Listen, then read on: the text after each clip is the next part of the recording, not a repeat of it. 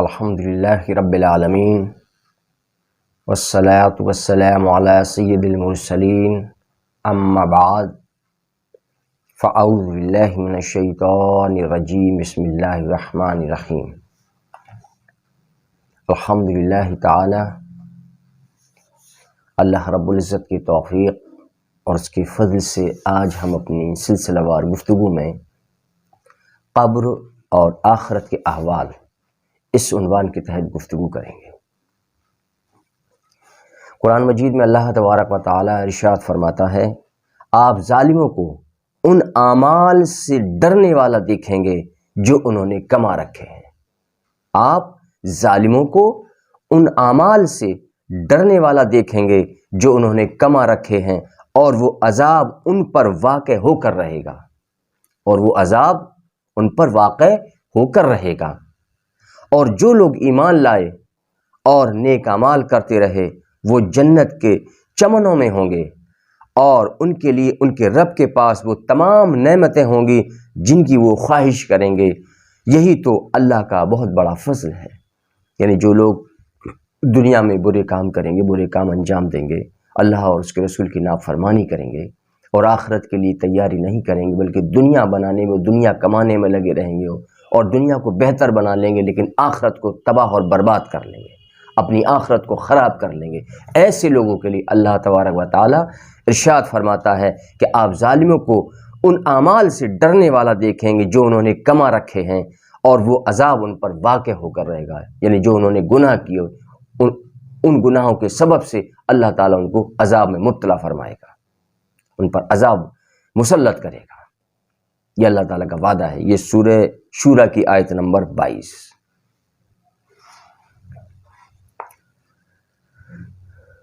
اسی طرح اللہ تبارک و تعالیٰ سورہ نحل میں ارشاد فرماتا ہے،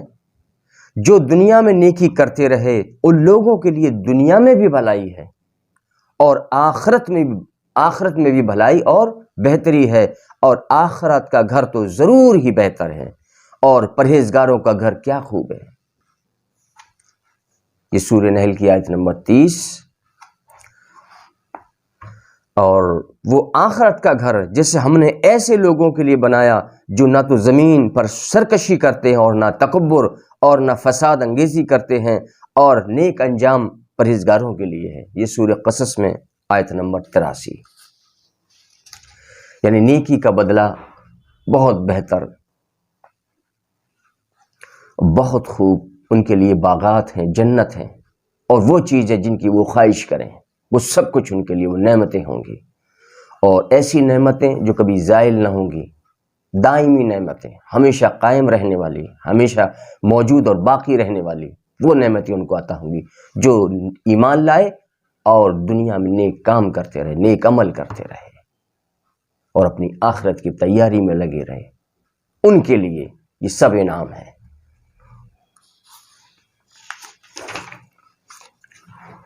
اور عذاب قبر برحق ہے، یعنی ہوگا۔ اللہ تبارک و تعالیٰ جسے چاہے اسے عذاب قبر سے محفوظ رکھے، اور جس کے لیے چاہے گا تو اس کو عذاب میں مبتلا فرمائے گا۔ جیسا کہ اللہ تبارک و تعالیٰ قرآن مجید میں ارشاد فرماتا ہے، تمہارے لیے مرتے وقت تباہی ہے، یعنی روح نکلنے کے وقت، حالت نزع، موت کا وقت، روح نکلنے کا وقت، اس وقت بھی تمہارے لیے تباہی ہے، کیونکہ اس وقت بھی جو تمہاری روح ہے بہت سختی کے ساتھ کھینچی جائے گی۔ اس وقت بھی تم پر سختیاں مسلط کی جائیں گی، وہ بھی ایک قسم کا عذاب ہے۔ اس لیے اللہ تعالیٰ فرماتا ہے تمہارے لیے مرتے وقت بھی تباہی ہے، پھر قبر میں تباہی ہے، پھر قبر میں تباہی ہے، اور پھر تمہارے لیے روز قیامت ہلاکت ہے، پھر دوزخ کی ہلاکت ہے۔ کیا انسان یہ خیال کرتا ہے کہ اسے بیکار بغیر حساب و کتاب کے چھوڑ دیا جائے گا؟ کیا اس پر حساب و کتاب نہیں لیا جائے گا؟ چھوٹی سی چھوٹی چیز پر بھی حساب لیا جائے گا۔ کیا وہ اپنی ابتدا میں منی کا ایک قطرہ نہ تھا جو عورت کے رحم میں ٹپکا دیا جاتا ہے، پھر وہ رحم میں جال کی طرح جمع ہوا ایک معلق وجود بن جاتا ہے، پھر اس نے تمام جسمانی اعضاء کی ابتدائی شکل کو وجود میں پیدا فرمایا، پھر اس نے انہیں درست کیا، پھر اس نے اسی نطفے ہی کے ذریعے دو قسمیں بنائیں، مرد اور عورت، تو کیا وہ اس بات پر قادر نہیں کہ وہ مردوں کو پھر سے زندہ کرے؟ یہ سورہ قیامہ کی آیت نمبر 36 تا 40۔ یعنی معلوم ہوا کہ برے انسان، بد کردار کا جو انجام ہے موت کے وقت بھی برا ہونا ہے، پھر قبر میں، پھر قیامت میں، پھر دوزخ میں۔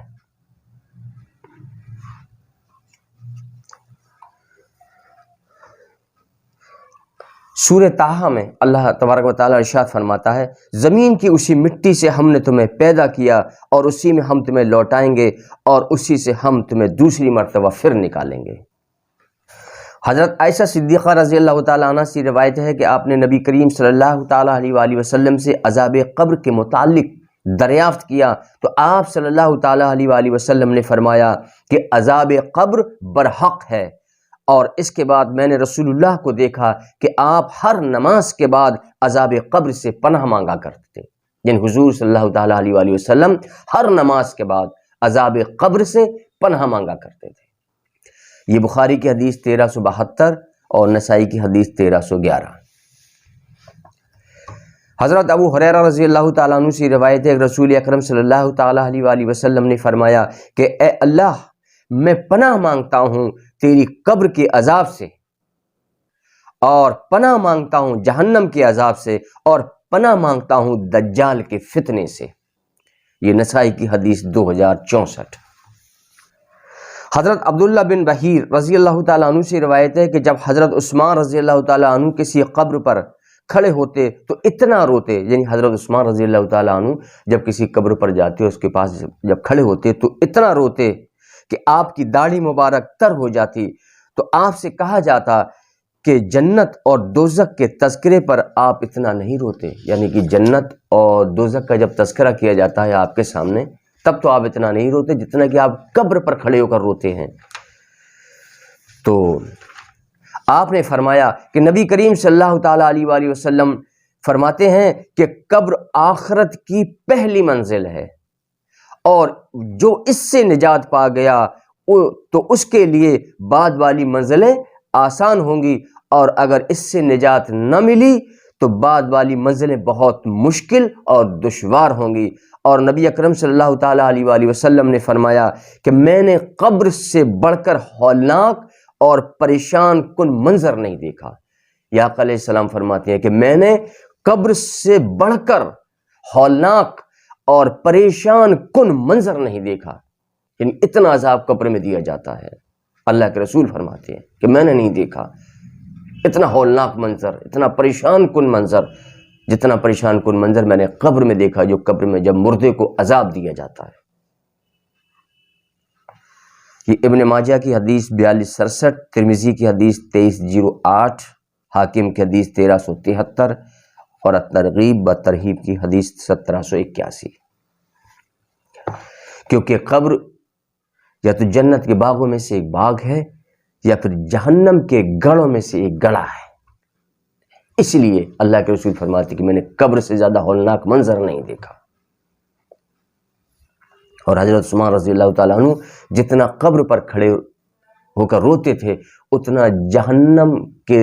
جب تذکرہ ہوتا تھا اتنا تب بھی نہیں روتے تھے آپ جتنا قبر پر کھڑے ہو کر روتے تھے۔ وہ جانتے تھے کہ اس قبر کے اندر کیا ہونے والا ہے، مردوں کے ساتھ کیا ہوتا ہے۔ حضرت ابو سعید خدری رضی اللہ تعالیٰ عنہ سے روایت ہے کہ نبی کریم صلی اللہ تعالیٰ علیہ وآلہ وسلم نے ارشاد فرمایا کہ قبر جنت کے باغوں میں سے ایک باغ ہے یا پھر جہنم کے گڑھوں میں سے ایک گڑھا ہے۔ یہ ترمذی کی حدیث 2460 اور کنز العمال کی حدیث 42397۔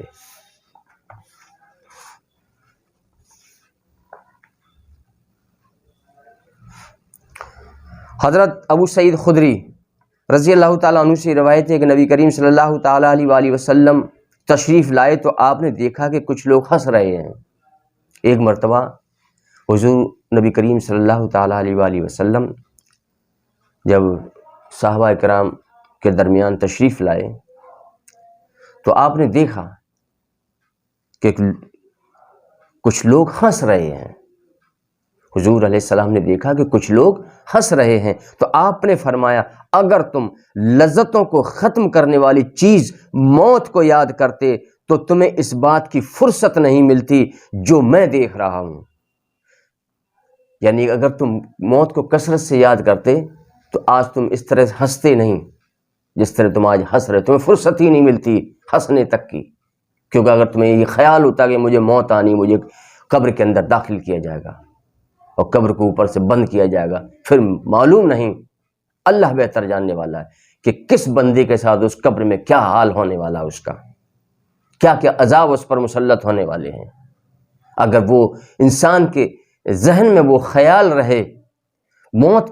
یاد رہے اور قبر کے احوال یاد رہیں کہ قبر میں کیا کیا ہونا ہے، تو اس کو یہ فرصت نہیں ملے گی کہ وہ ہنس سکے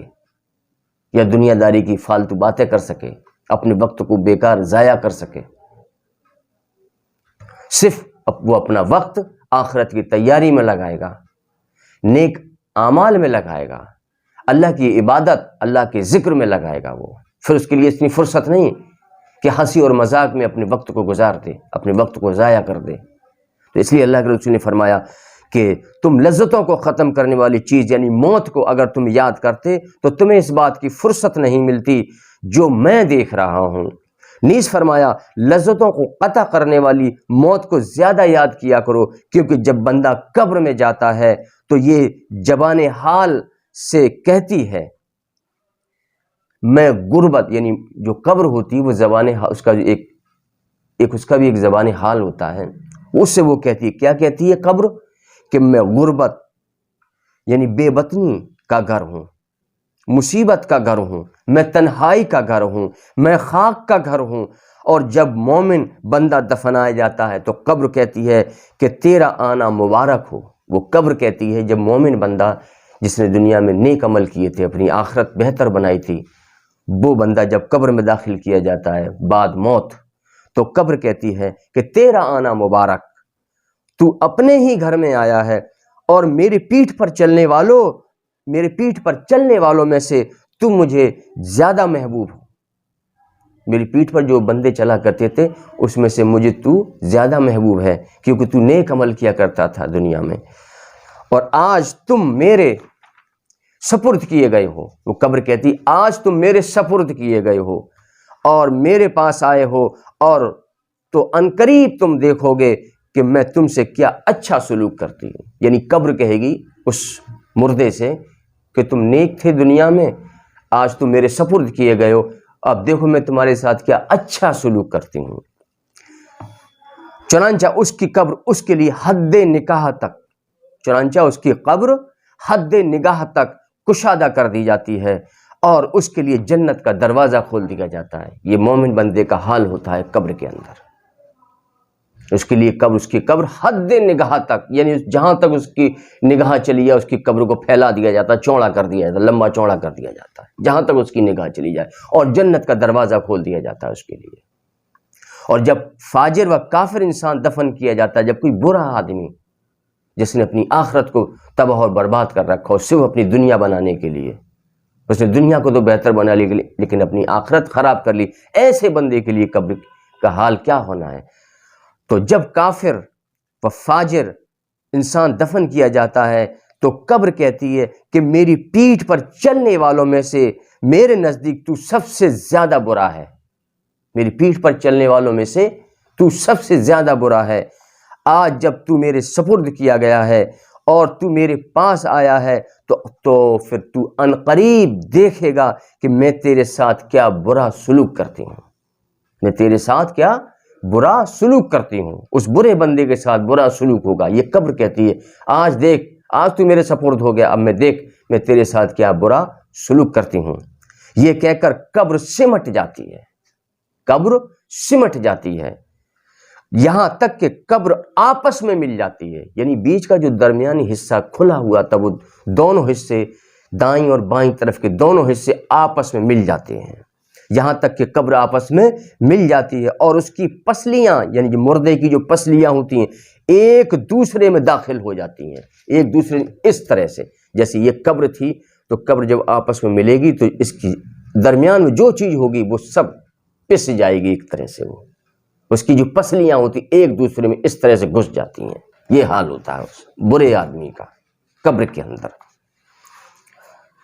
تو قبر آپس میں مل جاتی ہے اور اس کی پسلیاں ایک دوسرے میں داخل ہو جاتی ہیں اور اس کے لیے ایسے 70 اژدہا یعنی بڑے سانپ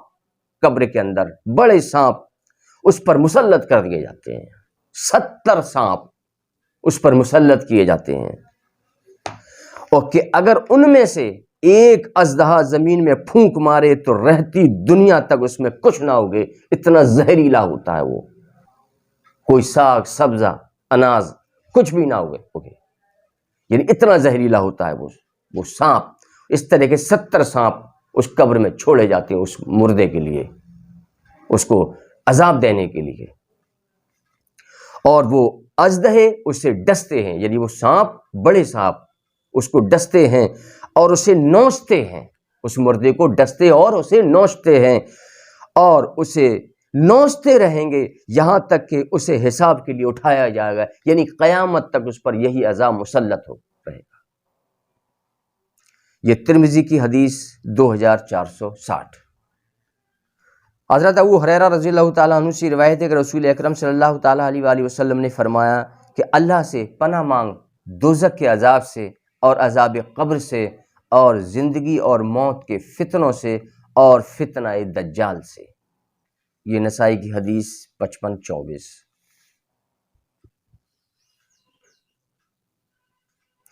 حضرت ام مبشر رضی اللہ تعالیٰ عنہ سے روایت ہے کہ نبی اکرم صلی اللہ تعالیٰ علیہ وآلہ وسلم نے فرمایا کہ عذاب قبر سے اللہ تعالیٰ کی پناہ مانگا کرو۔ اللہ کے رسول فرماتے ہیں کہ عذاب قبر سے اللہ تعالیٰ کی پناہ مانگا کرو، کیونکہ مردوں کو جو قبر میں عذاب دیا جاتا ہے اسے جانور سنتے ہیں۔ اب اندازہ لگائیے کہ قبر ہے، اوپر سے اس پر منو مٹی پڑی ہوئی ہے، قبر پوری طرح سے بند ہے، اور باہر جو جانور ہیں اس کے عذاب کو سن رہے ہیں، یعنی جو عذاب مردے کو قبر کے اندر دیا جا رہا ہے تو قبر کے باہر جانور اس کے عذاب کو سن رہے ہیں، یعنی کہ معلوم یہ ہوا کہ اس پر اتنا سخت ترین عذاب دیا جاتا ہے، اس کو اتنا سخت عذاب دیا جاتا ہے، اتنی زور سے وہ چیختا ہے کہ اس کی آواز قبر کے باہر تک آتی ہے، جیسے جانور سنا کرتے ہیں۔ حالانکہ انسان اگر سن لے تو مردوں کو دفنانا چھوڑ دے، حالانکہ اللہ کے رسول کا یہ فرمان ہے۔ تو معلوم یہ ہوا کہ قبر میں کتنا سخت ترین عذاب بندے کو ملنا ہے، اس لیے اسے چاہیے کہ اپنی آخرت کو بہتر بنائے، نیک عمل کرے، اور اللہ اس کے رسول کی اطاعت، اس کا ذکر اور اس کی اطاعت اور اس کی عبادت ہے میں اپنی زندگی کو صرف کرے تاکہ اس کی آخرت بہتر ہو جائے، اور وہ موت کی سختیوں اور عذاب قبر سے محفوظ رہے۔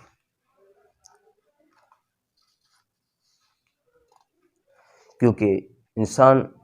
جو اپنے ساتھ لے جاتا ہے وہ صرف اس کے اعمال ہوتے ہیں،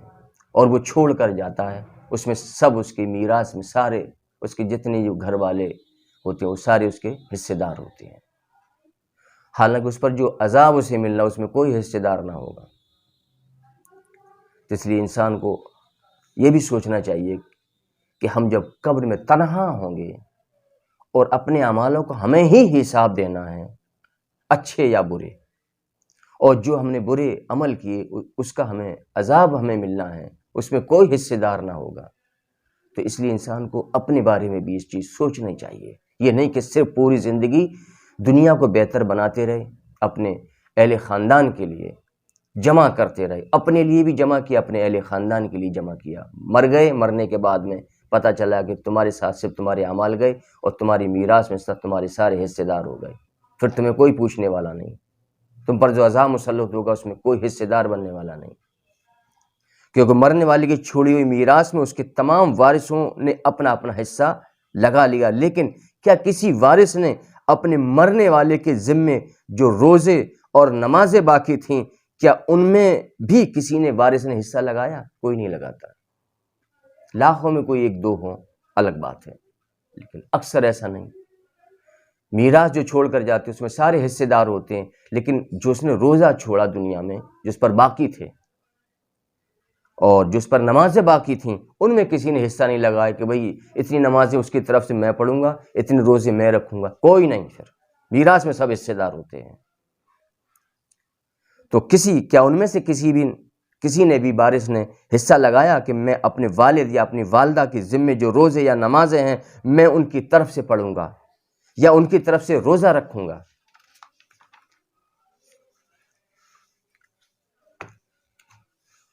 اور اسی کے ساتھ ہی ہم آج کی اپنی اس گفتگو کو ختم کر رہے ہیں،